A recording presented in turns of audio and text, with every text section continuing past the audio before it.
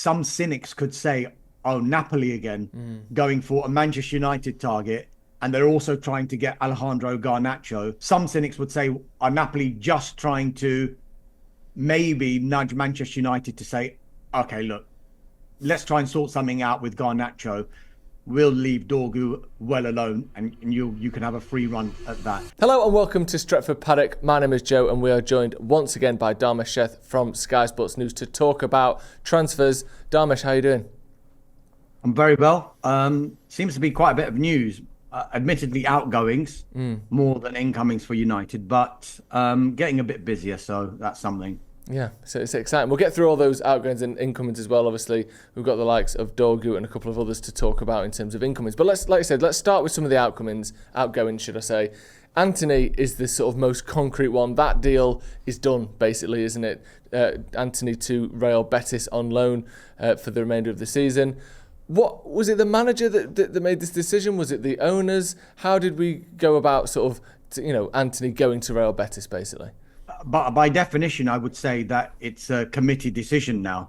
Okay. It won't just be left to one person. Ineos have come in. They've got a football structure in there who are employed to do jobs exactly like this. And they will do it in a conversation with the manager, of course. I think we'll come to Rashford in a moment, I'm sure. But I think this is slightly different to that situation. Just to let you know what the situation is as far as we know so far. It's very close now, this loan deal for Antony to go from Manchester United to Real Betis. It is a straight loan. Now, interestingly, and some people might say, no, that's not the case because Antony hasn't fulfilled anywhere near his expectation during the time he's been at Manchester United. But one interesting thing that I've noticed about Antony is that since Ruben Amorim has come in, he has been in every single match day squad for Manchester United, bar the one, I think it was the home to Nottingham Forest, that 3-2 defeat. But one of two things I'm getting from that.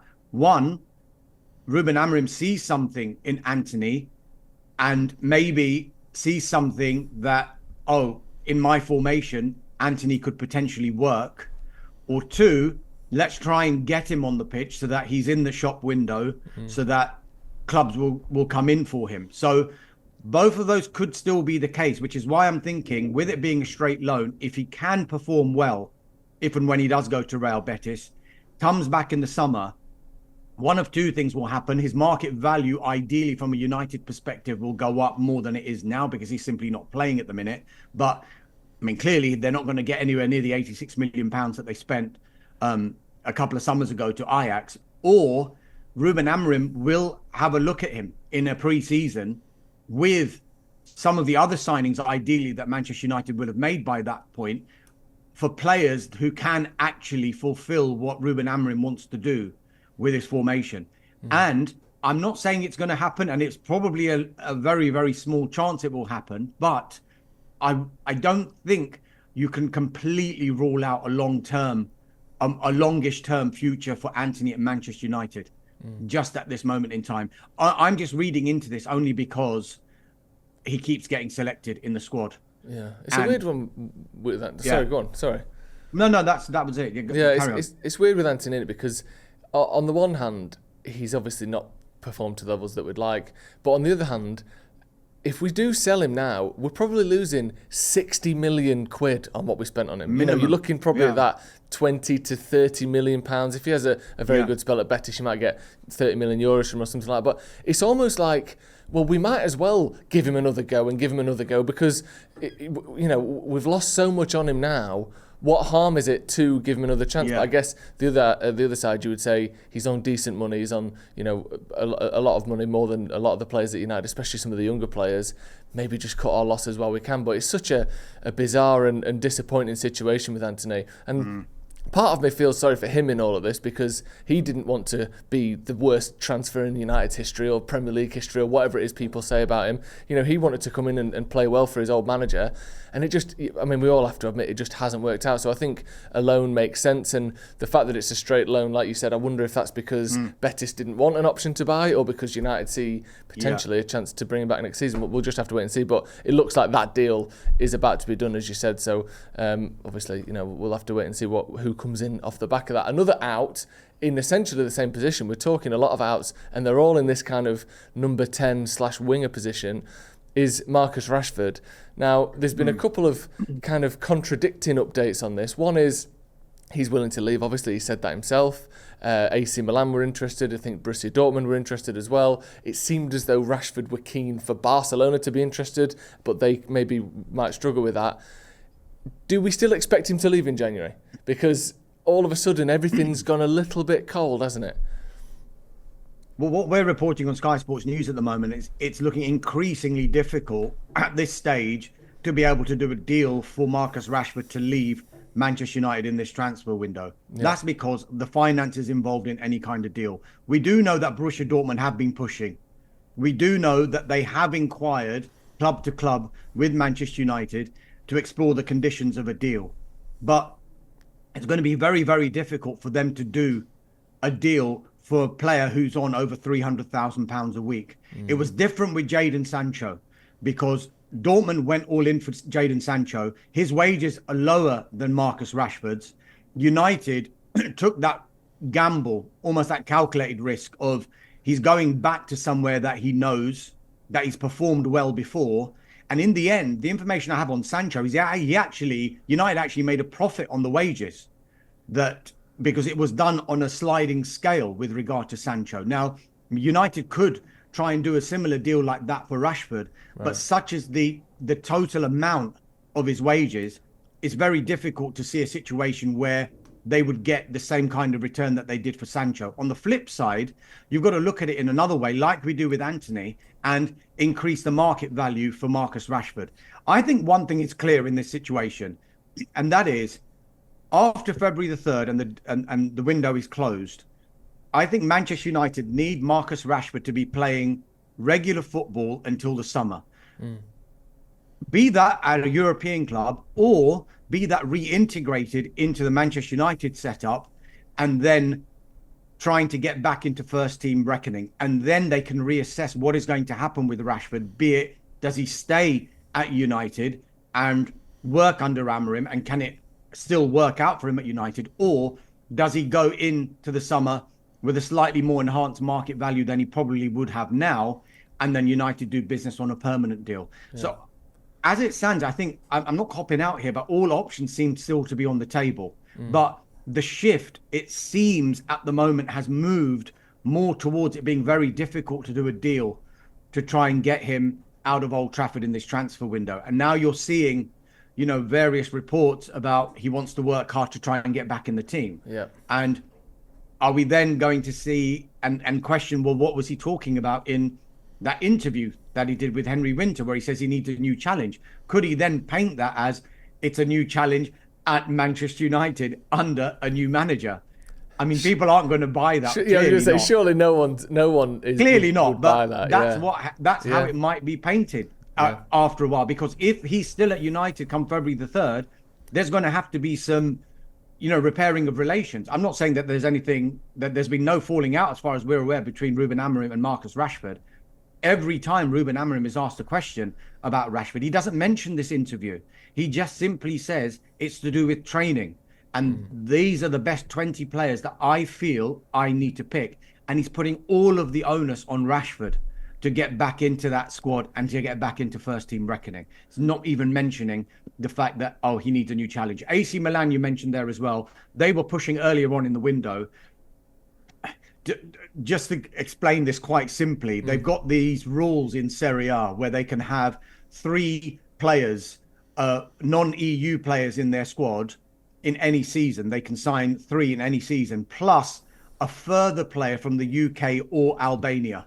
Now, they've taken up 2 of those spots already in Emerson Royal and Pavlovic. It doesn't mean that they can free up one of the spots if one of those guys leave. It's just that's what happens at the start of a season. Total number, yeah. The total number. So there is still 1 space available for a UK or Albanian player. Now, earlier in the window, it looked like the priority was Rashford and they were looking at Kyle Walker. Now it looks like that's flipped. It looks like the interest in Rashford has cooled, and that they're going full speed ahead to try and bring Kyle Walker to the club. It's interesting, and it's weird as well, like little things and little knock-ons from Brexit and stuff like that, where I didn't even know about that until you just said that just now. Like, now they can't sign Marcus Rashford, or are reticent to sign him because it limits them to sign other players from the UK or outside of the EU. Very interesting. I think with Rashford as well, it, like you said, regardless of what you think of him as a player or whatever, if you're just thinking from the total benefit of Manchester United, he needs to be playing regular football between now and the end of the season. 100%. Because he's someone that, if he has a very good end to the year with what we know he is capable of, he could get someone between 10 and 15 goals between now and the end of the season, and we might get 40, 50 million for him in the summer. If he doesn't play and just sits on the bench, or not even on the bench, out of the squad for the next 5 months, we'll be lucky to get 30 million for him. Yeah. So United I'm have sure to the think ideal about scenario, Joe, for Manchester United is a fit and firing Marcus Rashford to be scoring those 10 to 15 goals for Manchester United. Yeah. I'm sure that would be the ideal scenario for them. But, things have changed. He's done that interview. He wants a new challenge. But now we're starting to see, are we seeing a little bit of a rowback on that? Because we're now, as we record this, 3 weeks into this transfer window. There's only like 13 days left. In this window to be able to get a massive deal like this done. And I know we're only talking about a loan, but there's so many complications involved in this loan. Do Manchester United want to pay, a substantial percentage of his wages for him to go and play somewhere else? Yeah. It also ideally no. Well, exactly. It also begs the question, when you say he's willing to work hard and get back in the squad, what's he been doing for the last 6 weeks? How long does it take to start working harder and to, kind of fix the issues that the manager had with him? Hopefully Rashford, like you said, Amorim's been quite kind of coy and a little bit elusive about exactly what the reason is for dropping him. You'd assume Rashford knows why he's not playing. And has he not been able to sort of remediate those problems in the last 6 weeks, but think he will going forward? It's a bit of a mess, really, isn't it? I think you need to differentiate as well. Everyone is drawing a huge comparison with Sancho and Rashford. But here, this time, we don't think there's been a falling out between Amorim and Rashford. That's the information we've been told, compared to what was happening between Sancho and Ten Hag. That was played in the public domain after the transfer window had closed, and they didn't play for 4 months. So it's clear that was a real personal problem between the two men. Yeah. Well, whatever happens, let's hope there's a solution that suits Manchester United and, to some degree as well suits Marcus Rashford, because even if he's leaving, I still have respect for what he's done at the club. Let's move on to another winger that is now struggling to find a home in United's squad, and that's Alejandro Garnacho.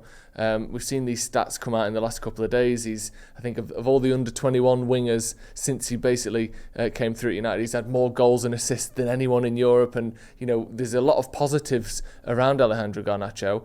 And yet he isn't in form. He is struggling to find a place under Ruben Amorim. And once again, it seems like clubs are interested. Napoli seems to be the main one. There was potentially an offer or suggestions of an offer, and then a little bit of a rowback on that. And then now it seems there's maybe more interest again from Napoli. What's your understanding of that deal currently? Napoli definitely want him. And it's been driven by Antonio Conte, their manager. He feels he can be the answer to the replacement for Kavica Kvaratskhelia, who's gone to PSG. So Napoli do have the money to be able to do a deal. From Manchester United side, I'd say a few things. First of all, Ruben Amorim, as much as you say he hasn't been able to find a place in the team, Ruben Amorim, publicly at least, has been talking Alejandro Garnacho up. And he did start those games in the FA Cup against Arsenal and against Southampton. He was left on the bench and came off the bench against Brighton on Sunday. It's just when Ruben Amorim speaks about the players that are in the squad currently, he is explaining to everyone that I have come in here with a new formation that these players are not used to. So when suddenly a player is not in the squad, immediately people put two and two together and say United want to sell him, or at least loan the player out for the rest of the season because he's not fitting under Ruben Amorim. But you could argue that a whole raft of players aren't going to fit under Ruben Amorim just now because they've been so used to a different style of play. You could say that about Alejandro Garnacho. Wing back, probably not going to work there. Would he work as one of the 2-10s? He's probably not going to work there. But Ruben Amorim is actually saying that I've been speaking to Garnacho and I've been explaining to him how the role works, and he's got to work on it to be able to fit into that role. But that's not going to stop other clubs who may spot an opportunity. We've talked about Napoli, but we've also heard that Chelsea could be interested in Garnacho as well. So I think Manchester United's stance on this one is they don't want to sell Alejandro Garnacho. That much I think is clear. They would only consider or even look at offers if they were huge bids. So if a huge bid was to come in, I'm not saying United are going to sell. I think they would have a look at it because of all of the financial implications that a pure profit for Alejandro Garnacho would bring to United. That's one side of the argument. The other side of the argument is he's a really good player and United don't want to let him go. And the optics won't look great for someone who's come through the ranks and then they're letting someone like that go, even though they know they'll be able to make pure profit on it. This is what, I mean, this is probably for another podcast, but this is what the negativity towards PSR is, in that it's got to a point where surely you need to be nurturing and bringing up your academy players so that you can hold them up as saying, look at what you can do if you come through the ranks. But now these rules, because some clubs might have spent in a way that you could argue, you could criticize the way they've spent, but as a result, they found a loophole where they think, right, we can get this counts as pure profit. So let's sell these academy players who should have been held up as players for the future. And other academy players will look at them and think there's a pathway into the first team. If these players start getting sold, what message is that going to start sending? So there's two sides to this. So I think United got to be really careful how they approach it. They're under... Contract-wise, they're under no pressure, really. He's under contract until 2028. But as we've said throughout this window, and it not just towards United, in that every player has got his price. And it's not just United you need to focus that on. Every big club can say this player is not for sale. Until a £150 million bid comes in, oh, hold on, we're going to have to think about it. I thought you said he wasn't for sale, but 150 million is too good to turn down. I'm not saying United are going to get offered 150 million for Garnacho, but require a huge offer for it to even be considered. It's a tough one. Like you said, it's a shame, and I've said this before on the show, but it's a shame that you're almost encouraged and it's almost necessary to sell your academy players because they represent the best in terms of a return on investment, because there was no or very little initial investment. And I think for people, and these numbers aren't exactly right what I'm about to say here, but in terms of that sort of pure profit thing, what that kind of means is if you sell Garnacho for 60 million, that you can consider that 60 million now, and then when you buy someone, you can spread that money over the next however many years. So that 60 million in a sale is actually worth more like 200 million in potential incomings. Not, again, 100%. Those numbers are slightly foggy, but it really helps you when you've got these pure profit sales. Another club that's been linked with him is Chelsea. Is that a genuine interest? And again, are United sort of reluctant to sell to a Premier League rival? What does that deal look like? I think there is an interest there from Chelsea. That much is true, but again, it would require a huge bid for Manchester United to even consider selling Alejandro Garnacho, particularly in the middle of a season like this. So, look, no formal offers as far as we're aware. I know there was talk that maybe Napoli had put in an offer. I think that might have been one of those. One is, when is a bid, or when is it, oh, how much would it take? Yeah. Because we'd be prepared to offer this much, and United might say, well, you're not going to get anywhere near if you're prepared to offer that much. And some people might interpret that as Napoli have gone in with a bid. But as far as we're aware, there haven't been any formal bids for him yet. Yeah. Let's look at some incomings then. Patrick Dorgu is the main one at the moment that's really being linked. It looks like there's definitely legs in this.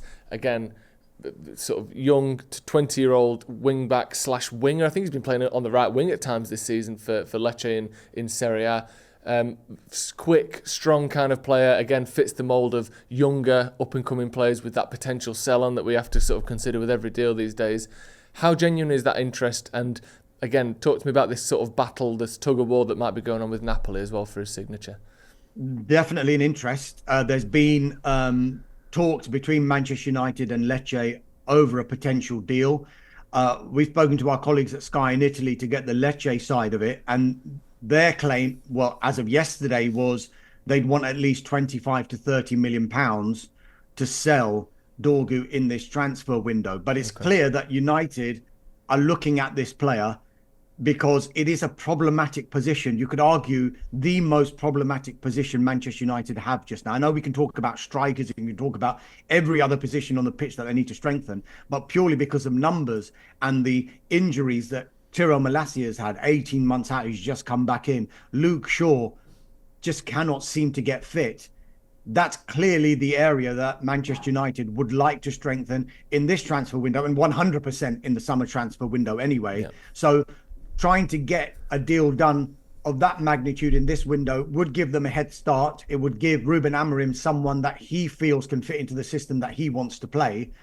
But as you mentioned there, there'll be competition for him, and Napoli are definitely interested as well. And there's a belief in Italy that they may be close to agreeing a deal with Lecce, which would involve them buying Dorgu and then loaning him back to Lecce for the rest of the season. I guess United could, come in and put that money that Lecce would want to try and bring him in on a permanent basis. But clearly he is a talented player, and clearly there is going to be competition for Manchester United to try and get him. Now, and I spoke to you off air just before, some cynics could say, oh, Napoli again, going for a Manchester United target, and they're also trying to get Alejandro Garnacho.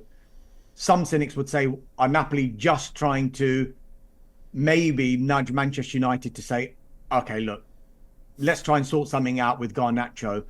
We'll leave Dorgu well alone, and you can have a free run at that. I'm not saying that that's happening.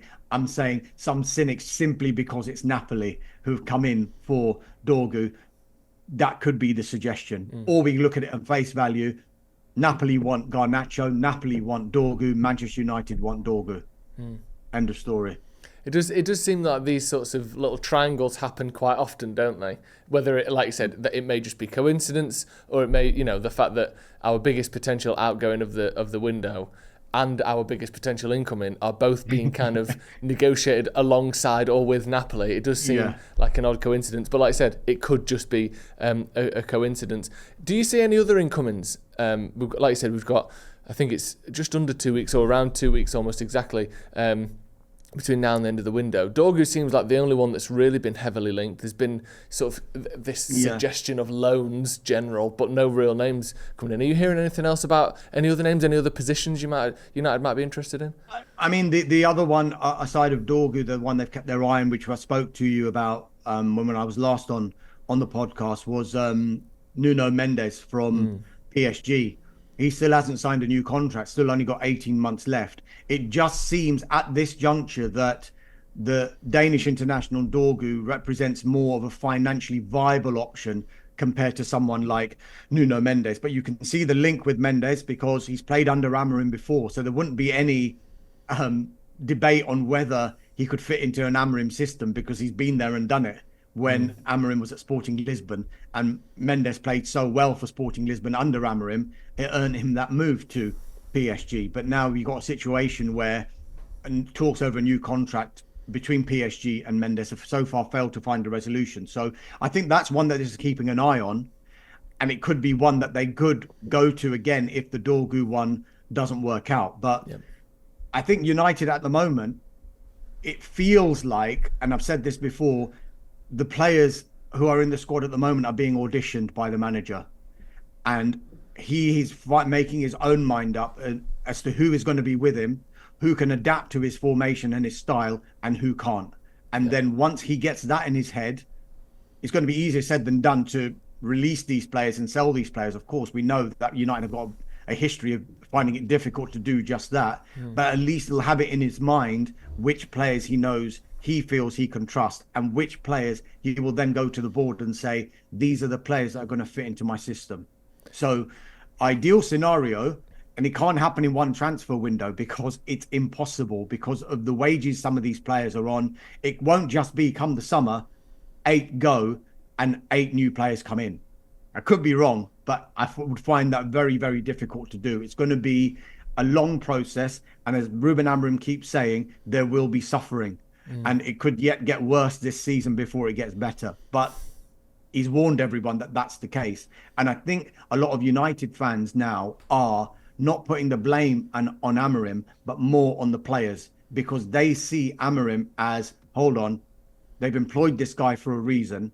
There's no point him playing a formation that he's alien to. Let's get that stuck and really ingrained in these players.